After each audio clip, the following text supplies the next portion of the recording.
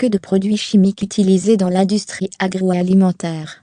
Au nom du sacro-saint rendement, les volailles et les animaux de boucherie reçoivent trop souvent. Mais il y a aussi les additifs antioxydants, colorants, émulsifiants ou autres conservateurs. Il est difficile de discerner dans toutes ces molécules celles qui sont cause de troubles, et celles qui ne le sont pas.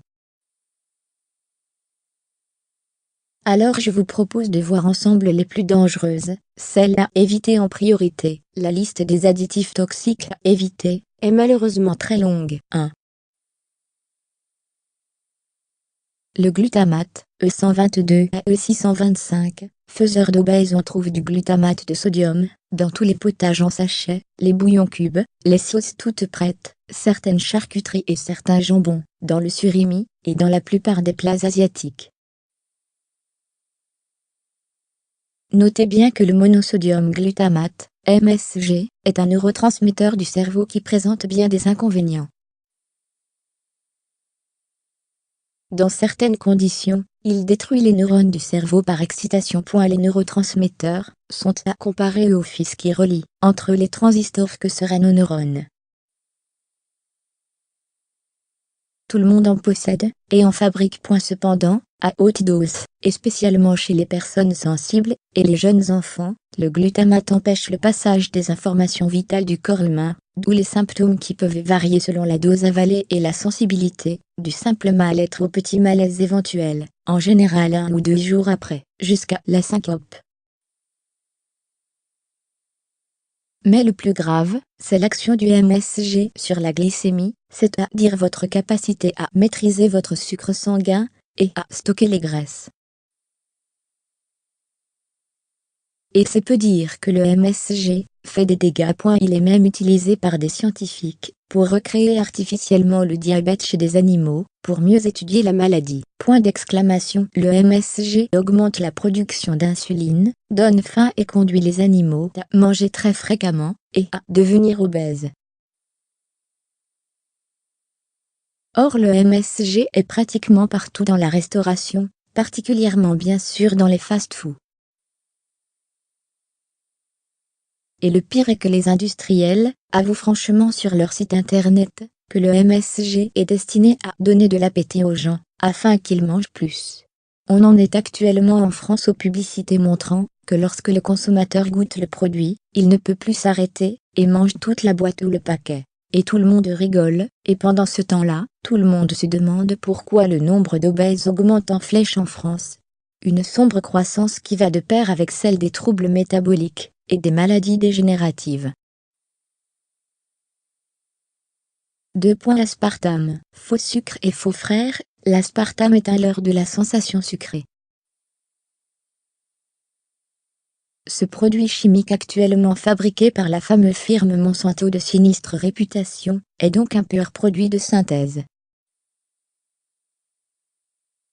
Voici pour l'essentiel de ce qu'il faut savoir sur ce poison confirmé comme tel par de nombreuses études indépendantes.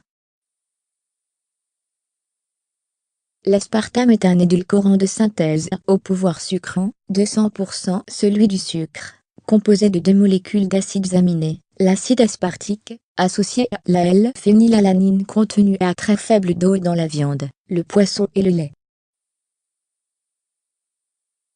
Mais à forte dose, ces acides aminés sont neurotoxiques. L'aspartame aggrave littéralement les prédiabétiques, souffrant de diabète latent type 2 dit diabète gras. On constata que sur 80 000 femmes suivies durant 6 ans par l'American Center Society, celles qui prenaient de cet édulcorant de synthèse, ont pris encore plus de poids que celles utilisant du sucre ordinaire.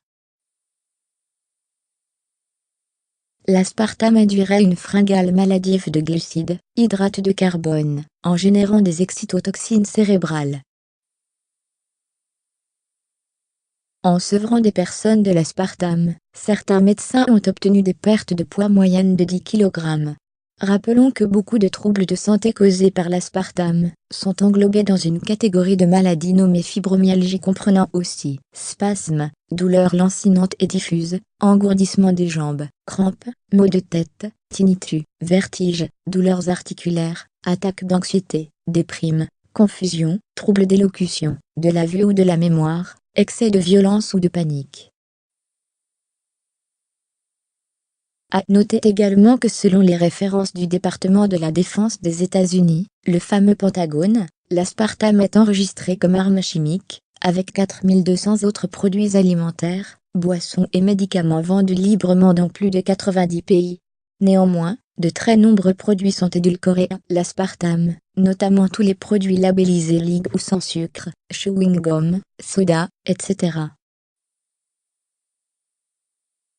Fermez les parenthèses. Imaginez l'avenir de ceux qui en consomment chaque jour, vous comprenez pourquoi il faut se méfier des additifs.